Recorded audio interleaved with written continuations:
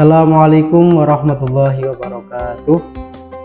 Alhamdulillahirabbil alamin wassalatu wassalamu ala asrofil anbiya'i wal mursalin sayyidina maulana Muhammadin wa ala alihi wa ashabihi ajma'in, amma ba'du.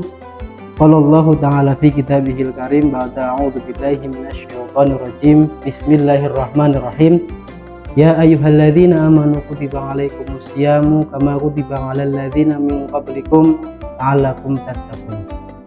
Qala Nabi sallallahu alaihi wasallam, man shoma ramadanan imanan wa ihtisaban ghufira lahu ma taqaddama min dzambih, amma ba'du. Segala puji bagi Allah Subhanahu wa taala yang telah mempertemukan kita kembali dengan waktu subuh yang penuh berkah.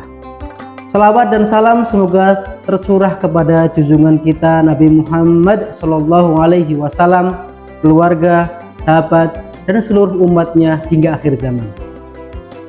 Para pemirsa yang dirahmati Allah, pada kesempatan kali ini mari kita renungkan sebuah doa yang sering dibaca Rasulullah sallallahu alaihi wasallam. Dalam sebuah hadis, Nabi sallallahu alaihi wasallam berlindung kepada Allah dari 4 perkara. Allahumma inni a'udzubika min ilmin la yanfa, wa min qalbin la yashqa, wa min nafsin la tashba, wa min du'ain la yusma. Yang artinya, ya Allah, aku berlindung kepadamu dari ilmu yang tidak bermanfaat, dari hati yang tidak khusyuk, dari jiwa yang tidak puas, dan dari doa yang tidak didengar. 4 hal ini adalah sumber keselesaan dalam hidup manusia. Mari kita bahas satu persatu. Yang pertama, ilmu yang tidak bermanfaat. Ilmu seharusnya mendekatkan kita kepada Allah Subhanahu wa taala dan memperbaiki akhlak kita. Namun, ilmu bisa menjadi sumber sengsara jika tidak diamalkan atau digunakan untuk kesombongan. Orang berilmu tinggi, tetapi lisannya menyakiti, hatinya keras, dan perbuatannya jauh dari agama. Ilmu tanpa iman dan adab hanya akan menjauhkan seseorang dari keberkahan. Maka mari kita niatkan setiap ilmu yang kita pelajari untuk mencari ridho Allah dan berusaha mengamalkan meski sedikit demi sedikit. Hati yang tidak khusyuk. Hati adalah pusat kehidupan rohani. Jika hati keras dan tidak khusyuk, maka ibadah terasa berat, nasihat sulit masuk, dan dosa terasa biasa. Allah Subhanahu wa taala berfirman bahwa belumkah datang waktunya bagi orang yang beriman untuk khusyuk dengan hatinya mengingat Allah. Hati yang tidak khusyuk membuat hidup terasa kosong meski harta melimpah. Sebaliknya, hati yang dekat dengan Allah akan merasa tenang walau dalam ujian. Cara melembutkan hati adalah dengan memperbanyak zikir, membaca Al-Quran, dan mengingat kematian.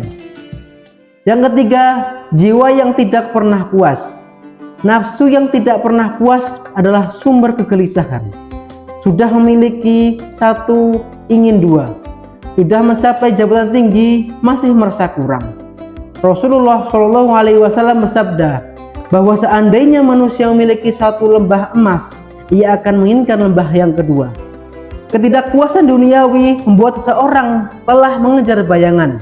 Padahal kebahagiaan bukan pada banyaknya harta, tapi pada rasa qanaah, merasa cukup atas pemberian Allah Subhanahu wa taala. Bersyukur adalah kunci ketenangan. Semakin kita bersyukur, semakin Allah tambahkan nikmat dan rasa cukup dalam hati. Yang keempat, doa yang tidak didengar. Doa adalah senjata orang beriman. Namun, ada doa yang terhalang.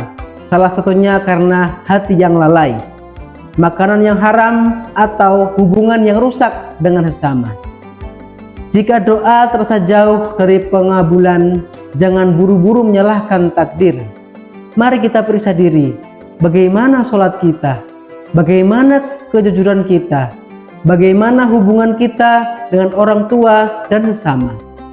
Allah Maha mendengar, tetapi kita perlu memperbaiki diri agar doa kita lebih dekat kepada ijabah.